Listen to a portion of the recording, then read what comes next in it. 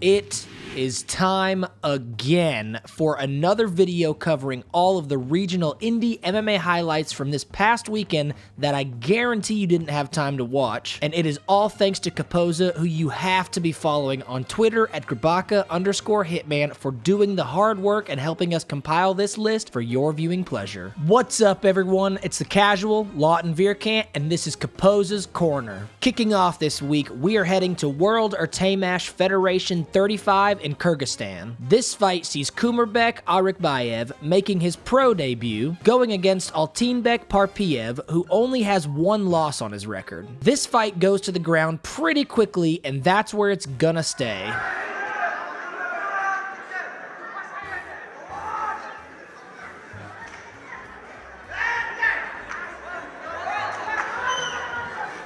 Yeah, I was confused too at first with what just happened, but Caposa informed me for this one that this is called the Scorpion Crunch Submission, which is very rare and crushes the ribs of the opponent, ultimately making them tap or, in some cases, actually vomit due to the pressure being put on the stomach. Thankfully, that didn't happen here, but Arikbayev secures the Scorpion in just 3 minutes of the first round, gains his first win as a pro, and lands this rare submission to do so. Next, we are going to Open Fighting Championship 4 in Russia for 2 fights. The first sees Vladimir Seliverstov sitting at an 11-3 record, facing off with Evgeny Arokin, who has a 21-7 record. And this fight is to actually unify the Modern Fighting Pancration and Open FC light heavyweight titles. The first round is not going well for Arokin as he gets dropped twice, but he survives and we move on to round 2. Getting a second wind, I guess, Arokin comes in hot.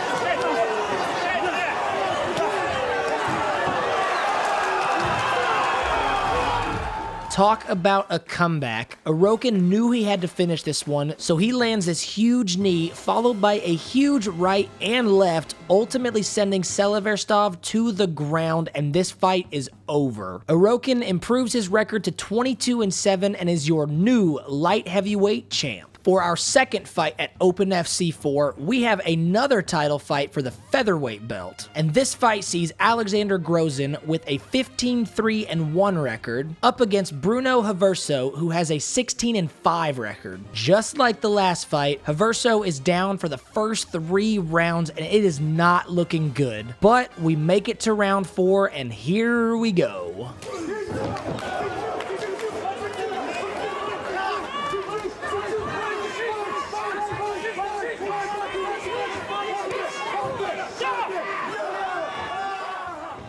Talk about another Cinderella story. Haverso lands this huge flying knee only 20 seconds into the 4th round, and the ground and pound swarm after eventually gets the stoppage from the ref. Haverso gains another win for his record and is your new Open FC featherweight champion. Now we are heading to Spartak Fight Challenge 2 in Ukraine for 2 fights. The first sees Artok Nazaryan with a 17-10 record, and his opponent Evgeny Birkovsky has a 5-5 record. This fight doesn't waste much time either going to the ground, and now only a minute in, here it is.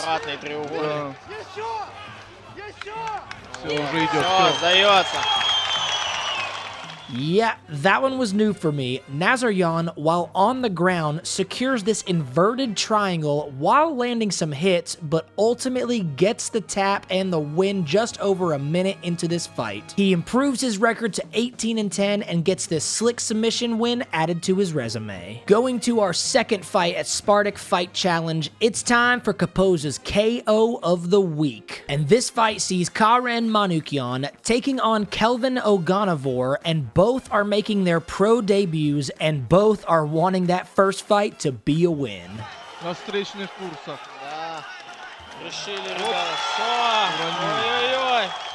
dear Lord, Kelvin fell in slow motion for that one. After Manukyan lands those two lefts, the first one being the kill shot, and he gains this win. Now, Kelvin was down for about 2 minutes, but he does come to and is a little wobbly, but he is okay. And Manukyan makes an impressive pro debut and gains his first win in just 38 seconds. Moving on to National Fighting Championship in Germany, which held events both Saturday and Sunday this weekend, and our first fight is from Saturday night's Series 1 event. This sees Radun Bentaleb in the black shorts with a 1-2 record, taking on Andre Gawirushin in the white shorts, who has a 2-1 record. And we've got another quick one, only halfway through the first round, and here it is.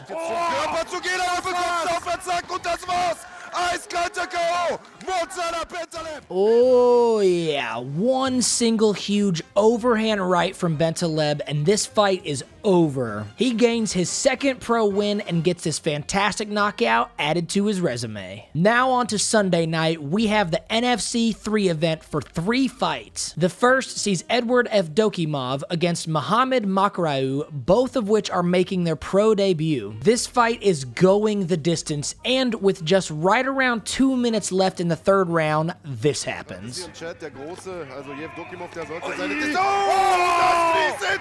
Das Knie sitzt! Just like that, one huge knee followed by a nasty faceplant to the canvas, and this fight is over. Now, the live angle wasn't the best, but thankfully we have these replays that let you really see this knee land and just how clean it was. Evdokimov makes a fantastic pro debut and secures this win with minutes to spare. On to our second fight from NFC 3, we have Georg Bilogovic with a 1-1 record, taking on Mark Ducis, who has a 6-0-1 record. Well, here we go again. Wonder how this one will play out. We're near the beginning of the second round, and oh shit, undefeated Ducis catches a massive left hook, and this fight is wait a minute.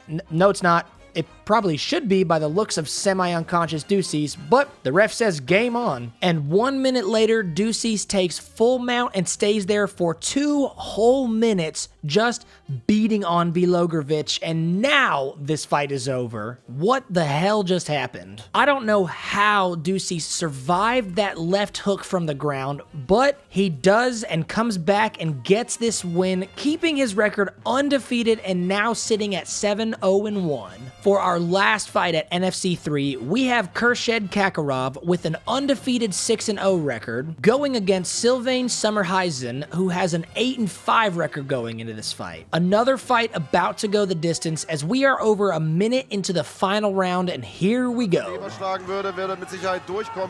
Ich glaube aber auch so wird das hier bald vorbei sein. Der zweite Knie-KO.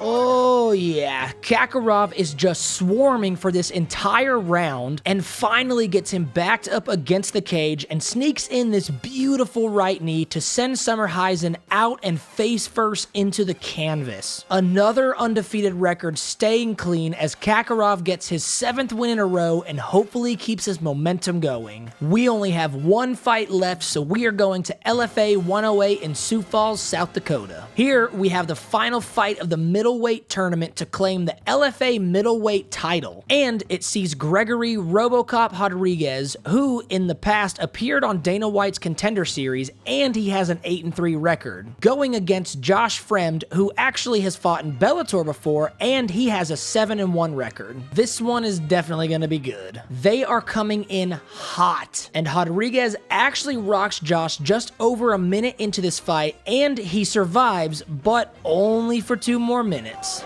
Keep Rodriguez off him. Take some time to get his wits back. Over and out! Holy hell, a right that almost takes the head off of Josh, and this fight is over. Rodriguez gets the win, becomes your new LFA middleweight champion, and fun fact, yesterday he got the UFC call and is a late replacement and will be taking on Dusko Todorovic on June 5th at UFC Fight Night 189, so you will see him on a major stage in just a few weeks. A massive shout out to Caposa for helping us with these week in and week out. Please please go give him a follow on Twitter at Grabaka_Hitman and support him on his Patreon at patreon.com/Caposa. And a huge thank you to all of these great organizations for hosting these events year-round for our entertainment, and to the fighters, winners, and losers, and we will see you all on the next video. Peace!